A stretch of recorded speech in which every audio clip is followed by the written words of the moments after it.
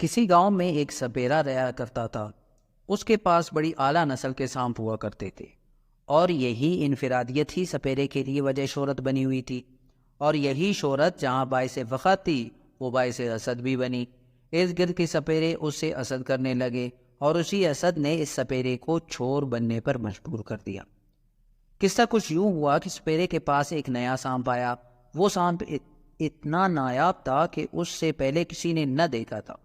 اس کا زہر اتنا تھا کہ جس کو ڈس لے مرنے کے بعد اس کے جسم سے سارا خون بہہ نکلتا ہے، مطلب اس کا خون نہیں رکتا ہے۔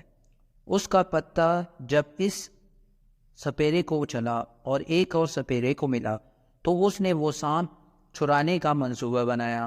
وہ رات کے کسی پہر آ کر چرا کر لے گیا۔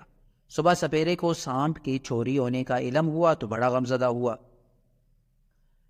دل کو گہرا صدمہ پہنچا کہ اتنا نایاب سانپ جو اتنے سالوں کی محنت اور مشقت کے بعد ہاتھ لگی، اتنی آسانی سے گنوا دیا۔ سپیرا اداس رہنے لگا اور اللہ سے ہر وقت دعائیں مانگنے لگا کہ میرا سانپ مجھے مل جائے۔ اب سپیرا کسی سانپ کو ہاتھ نہ لگاتا تھا، بس اسی سانپ کے خیالوں میں کھویا رہتا تھا اور اسے کھوجتا پھرتا تھا، اور اما وقت اس کی بازیابی کے لیے بارگاہ الہی میں التجا کرتا رہتا تھا۔ کئی روز گزر گئے، سپیرے نے کوئی کام دھندا نہ کیا اور خود کو اس سانپ کے لیے پاگل اور ہلکان کر دیا۔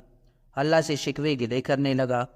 وہ جنگل میں سانپ کی تلاش میں مارا دن بھر پھرا، اور جب رات کو واپس آیا تو گاؤں میں ایک شور برپا تھا۔ پوچھنے پر معلوم ہوا کہ فیاض سپیرے کی موت ہو گئی۔ اس کے سانپ نے اسے ڈس لیا اور جاں بحق ہو گیا۔ سپیرا فوراً اس کے گھر گیا۔ کیا دیکھتا ہے کہ اس جگہ سپیرے کی لاش پڑی ہے، ارد گرد لوگ جمع ہیں۔ سپیرے نے کپڑا ہٹا کر لاش کو دیکھا تو فوراً پیچھے اچھل پڑا اور بولا، یقیناً اسے میرے سانپ نے ہی مار ڈالا ہے۔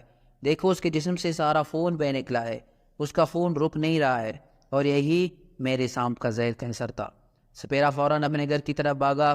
گھر آ کر سب سے پہلے وضو کر کے 2 رکعت نفل شکر ادا کر دیے اور رب تعالیٰ سے اپنی آوزاری اور شکایت کی معافی مانگ لی۔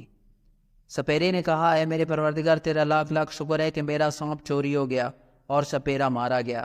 اگر یہ سانپ میرے پاس ہوتا تو آج اس کی لاش کی جگہ میری لاش پڑی ہوتی، اور میں نادان اپنے موت کے لیے خود ہی دعائیں کرتا رہا، جنگلوں بیابانوں میں اپنی موت کو خود ہی تلاش کرتا رہا۔ میں جسے اپنے لیے نقصان سمجھتا تھا در حقیقت وہ میرے لیے فائدہ تھا۔ میں ناقص انسان جو بڑی بڑی عقلوں کے دعوے دار بن گیا، خود اپنا نقصان تک نہیں پہچان سکا، اور پروردگار سے گلے شکوے کرتا ہوں۔ انسان کی عقل ناقص ہے، وہ خود اپنے نقصان بھی نہیں جانتا، اور جس کو فائدے کی بات سمجھتا ہے در حقیقت یہی اس کے لیے سخت عذاب کا باعث بنتی ہے۔ انسان آج مال و دولت کی فکر میں حلال و حرام جمع کرنے میں مصروف ہے، مگر وہ یہ نہیں جانتا کہ جو مال وہ اپنے فائدہ سمجھ کر جمع کرنے کے لیے دن رات ایک کر رہا ہے، کل کو وہی دولت اس کے لیے سخت ترین عذاب کا پیش خیمہ بنے گا۔ یہ دنیا فانی ہے، اور ہم اس فانی دنیا میں غیر فانیوں کی طرح چکروں میں بھاگ دوڑ کرتے ہوئے نظر آتے ہیں۔